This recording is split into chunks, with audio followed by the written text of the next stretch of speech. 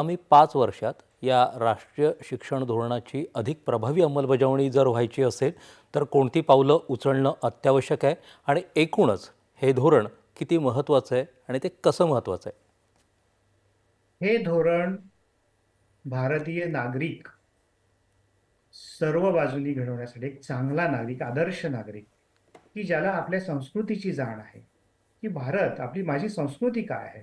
पण प्रत्येक वेळेला संस्कृती न बघता संस्कृतीची जाण असून मला पुढे काय करायचं, मी समाजासाठी कसं, हा एक सजग ज्याला म्हणतो, ही जी सजगता, की मला फक्त डिग्री मिळून बाहेर पडायची आणि माझ्यापुरती नोकरी मिळवायची, असं अंडरस्टँडिंग आताच्या एनईपीतनं बाहेर पडणाऱ्या ग्रॅज्युएटचं राहणार नाहीये.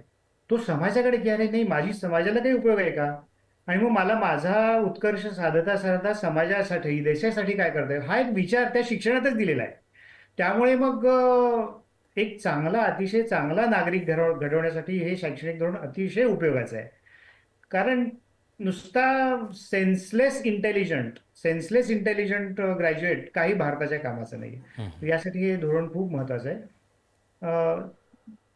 तुम्ही रिक्वायरमेंट विषयी विचारलं तर कसं आहे की माहिती, नोईंग इज एव्हरीथिंग, की मला इन्फॉर्मेशन नाहीये, हे कसं, हे धोरण चांगलं आहे पण ते सगळ्यांपर्यंत पोहोचलंय का, की ते तळागाळात रुजलंय का, ते डिफ्यूज झालंय का, या हे कळायला काही मार्ग नाही, अशी आता सध्या परिस्थिती आपण म्हणजे आम्हाला असं वाटतं की तर हे एन्श्युअर, म्हणजे हाय लेवलवर जर असं कुठे एन्श्युअर झालं की नाही बाबा एवढ्या शाळांपर्यंत, एवढ्या कॉलेजेसपर्यंत, एवढ्या याच्यापर्यंत आपण पोहोचवलेलं आहे आणि आपण ठीक आहे कॉलेजेसमध्ये आपण हे इम्प्लिमेंट करण्यासाठी म्हणजे अशा विविध प्रकारची अंमलबजावणी आणखीन प्रभावीपणे यामध्ये करता येऊ शकेल. शासकीय सर, आपण निर्णयाप्रमाणे आपण त्यांच्या अंमलबजावणीसाठी हे केलं, पण ते कितपत करतायत, हो. त्याचे सर, सक्सेस कार्यक्रमात किती. आपण सहभागी झालात याबद्दल आपले मनापासून आभार.